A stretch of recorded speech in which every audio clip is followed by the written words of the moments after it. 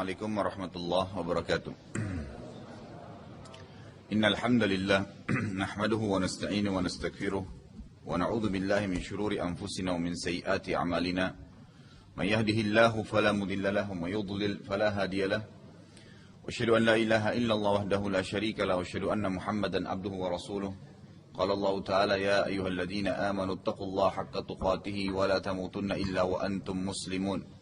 وقال عز من قال يا أيها الناس اتقوا ربكم الذي خلقكم من نفس واحدة وخلق منها زوجها وبث منهما رجالا كثيرا ونساء واتقوا الله الذي تساءلون به والأرحام إن الله كان عليكم رقيبا وقال عز وجل يا الذين آمنوا اتقوا الله وقولوا قولا سديدا يصلح لكم أعمالكم ويغفر لكم ذنوبكم ومن يطع الله ورسوله فقد فاز فوزا عظيما أما بعد فإن أصدق الحديث كتاب الله خير حديث محمد صلى الله عليه وسلم وشر الأمور محدثاتها فإن كل محدث بدعة وإن كل بدعة ضلالة وإن ضلالة في النار. Poin ayat kelima, dan sesungguhnya aku khawatir tidak ada penerus peninggalku nanti, sedangkan istriku adalah seorang yang mandul. Maka anugerahkan aku dari sisi engkau seorang putra. Di sini kata ulama tafsir, dia minta anak dari istri yang ini karena dia sebutin istri yang mandulnya, kan gitu. Lalu ayat yang keenam, yang akan apa gunanya anak itu? Untuk apa minta lagi sudah tua? Yang akan mewarisi aku, maksudnya ilmu-ilmu yang telah engkau berikan ya Allah wahyu ini, dan mewarisi sebagian keluarga Yakub, apa yang telah diajarkan oleh Nabi Yakub alaihissalam, dan jadikanlah ia wahai Tuhanku seorang yang diridhoi. Anak itu nanti soleh ya Allah. Anda perlu tahu dulu. Sebelum kita lanjutkan ayat, sebelum atau ada ayat lain ya, yang menceritakan di surah Al-Imran bagaimana waktu Zakaria alaihissalam masuk ke kamarnya Maryam, ponakannya. Waktu masuk ke ruangannya Maryam, di kamarnya Maryam itu ada buah-buahan, ada makanan, ada macam-macam.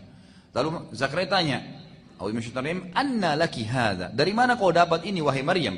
Kata Maryam, "Huwa min indillah, innallaha yarzuqu man yasha' bighairi hisab." Ini dari Allah nih, Allah kasih saya. Karena saya ibadah, Allah turunin dari langit. Dikasih sama Allah SWT Maryam alaihissalam karena ibadahnya luar biasa kepada Allah gitu kan. Maka waktu lihat kesolehannya Maryam sampai Allah turunin makanan dari langit, Zakaria berkata, Allah mengatakan, "Hunalika da'a Zakaria rabbah." Pada saat itu Zakaria mulai berdoa dengan Tuhannya, "Qala rabbi habli min ladunka dzurriyyatan thayyibah." Ya, innaka sami'ud du'a, wahai Tuhanku, berikanlah saya keturunan ya sebagaimana saudara saya punya keturunan Maryam ini, saya juga ingin punya keturunan yang baik-baik gitu kan. Yang baik-baik ya Allah, dan jadikanlah dia orang yang soleh tentunya. Ini permintaannya Nabi Zakaria. Jadi ada alasan juga, selain dia minta ada penerus, dia juga melihat kesolehannya si Maryam tadi. Baik, selanjutnya ayat ke-7. Setelah 70 tahun berdoa, baru datang dengan sabar menunggu. "Hai Zakaria." Datang Jibril AS mengatakan, "Sesungguhnya kami memberitakan kabar gembira kepadamu akan mendapatkan seorang anak." Ini penting sebelum saya lanjutin ya. Kalau Anda minta satu sama Allah, Allah nggak kasih satu, tapi Allah akan kasih 1 plus 1 plus 1 sampai 10. Nggak pernah tuh kita minta, ya Allah sembuhin, selesai Allah cuma sembuhin. Tidak, Allah akan kasih banyak sekali. Nanti akan kita dengar. Nabi Zakaria alaihissalam hanya minta anak. Laki-laki ke perempuan sama saja, yang penting soleh, gitu kan? Lalu di sini dikatakan, sungguh kami sampaikan berita gembira kepadamu hai Zakaria, akan datangnya seorang anak laki-laki dipilihkan oleh Allah dan bernama Yahya. Allah kasih nama dari langit, kan gitu. Yang sebelumnya kami belum pernah menciptakan orang yang serupa dengan dia. Belum ada orang secara fisik seperti dia, dan belum pernah ada orang bernama Yahya, baru dia, nama dari langit. Gitu kan. Yang ke-8 Zakaria berkata, perhatikan Nabi Zakaria sebagai manusia kan, 70 tahun berdoa tapi tidak jenuh. Dia mengatakan, "Ya Tuhanku, bagaimana akan ada anak bagiku, padahal istriku seorang yang mandul dan aku sendiri sudah sangat tua umurku 100 tahun. Dia sendiri kaget. Lalu Tuhan berkata atau berfirman, Allah SWT berfirman melalui Jibril AS, "Demikianlah Tuhanmu telah menyeru wahai Zakaria, hal itu sangat mudah bagiku." Gampang kalau cuma orang tua mau dikasih hamil sama Allah, gampang. Perempuan semua bisa hamil tanpa suami, bisa kalau Allah mau. Allah bisa hancurin kita semua, Allah ciptakan makhluk lain bisa. Apalagi kalau cuma sekedar membuat istrimu hamil, hai Zakaria, dalam kondisi mandul, itu kecil gitu. Dan sesungguhnya aku telah menciptakan kamu sebelum itu, padahal kamu dari sesuatu yang tidak ada. Kamu sendiri Zakaria dari sperma ayahmu, dari sel telur ibumu menjadi manusia. Dan itu tidak ada, gitu kan? Sama, bisa juga. Ayat 10, Zakaria berkata, ya Tuhanku, karena senangnya dia mengatakan, berikan aku tanda-tanda. Maksudnya begitu istriku hamil, nggak usah ada ngidam-ngidamnya, gitu kan? Jadi begitu dia hamil, hari pertama saya udah tahu, berarti dia lagi hamil. Jadi tidak usah tunggu tanda-tanda perutnya besar atau dia ngidam, gitu kan? Tuhan Allah SWT berfirman, tanda bagimu ialah tiba-tiba kamu tidak bisa bercakap-cakap dengan manusia selama 3 hari. Tiba-tiba hilang suaramu, nggak bisa ngomong. Kalau lagi dari Nabi Zakaria ngomong, tiba-tiba hilang suaranya, berarti mulai hari itu sudah hamil, gitu kan? Padahal kamu dalam keadaan sehat.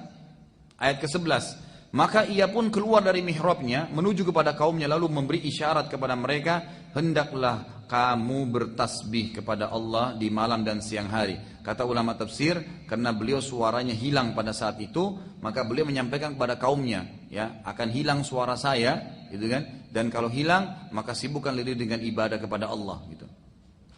Kemudian ayat 12, hai Yahya, sudah selesai lahir, gitu kan? Lalu Allah SWT mengatakan kepada Yahya, ambillah Alkitab atau Taurat itu dengan sungguh-sungguh, dan kami berikan kepadanya hikmah selagi dia masih kanak-kanak, dan rasa belas kasihan, ayat 13-nya, tadi ayat 12 ya, yang mendalam dari sisi kami, dan kesucian dari dosa, dan ia adalah seorang yang bertakwa. Ayat 14, dan seorang yang berbakti kepada kedua orang tuanya, dan bukanlah ia seorang yang sombong lagi durhaka. Ayat ke-15, kesejahteraan atas dirinya pada hari ia dilahirkan, dan pada hari ia meninggal, dan pada hari ia dibangkitkan nantinya. Baik, Bapak Ibu sekalian, kita tidak sedang bahas tafsir, karena kalau bahas tafsir ini panjang saya bahas ini.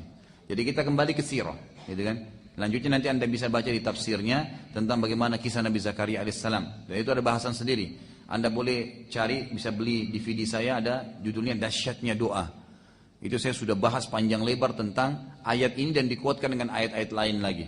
Ya, bagaimana Allah Subhanahu wa taala ya memberikan pelajaran kepada kita dari Zakaria alaihissalam yang tidak pernah bosan dalam berdoa, dan akhirnya Allah berikan target yang dia inginkan. Begitu pula dengan kisah nabi-nabi lain. Ya, ada nabi-nabi lain, ada Nabi Yunus, ya, ada nabi-nabi yang lain yang sudah saya angkat dalam DVD itu. Baik, setelah mendengarkan ayat-ayat di atas, kembali kepada kisah Najasyi sekarang. Dengan seksama dia dengarkan, maka Najasyi bertambah heran karena kisah Nabi Zakaria dan Yahya alaihissalam ini sangat jelas di dalam Injil, gitu kan? Kok bisa orang dari Mekah ini bisa tahu siapa ini dari Ja'far? Mekah itu pada saat itu, kalau kita ini seperti satu kota terpencil di Irian. Kalau dibandingkan dengan dunia waktu itu, Mekah itu nggak ada orang yang lirik. Cuman kena musim haji mereka pergi, karena nggak ada sesuatu, nggak ada apa di sini kan. Kalau nggak ada Zam-Zam mungkin nggak bisa orang hidup, nggak ada tumbuh-tumbuhan, kering gitu kan. Sekarang baru mulai ada pohon-pohonan, tapi dulu memang tidak ada, gitu kan, sangat gersang. Lalu dikatakan keduanya, Nabi Zakaria dan Nabi Yahya itu hidup sezaman dengan Nabi Isa alaihissalam, dan semua ini tidak ada satupun orang-orang Arab yang tahu tentang itu. Najasyi lalu berkata, demi Allah, sungguh yang telah engkau ucapkan ini telah keluar dari sumber yang satu dengan Isa alaihissalam. Najasyi akhirnya berkata, demi Allah, saya tidak akan menyerahkan kalian pada siapapun. Lalu Najasyi mengusir Abdullah bin Abi Rabi'ah dan Amr bin As, suruh pergi. Tapi waktu itu Najasyi belum masuk Islam ya, belum masuk Islam.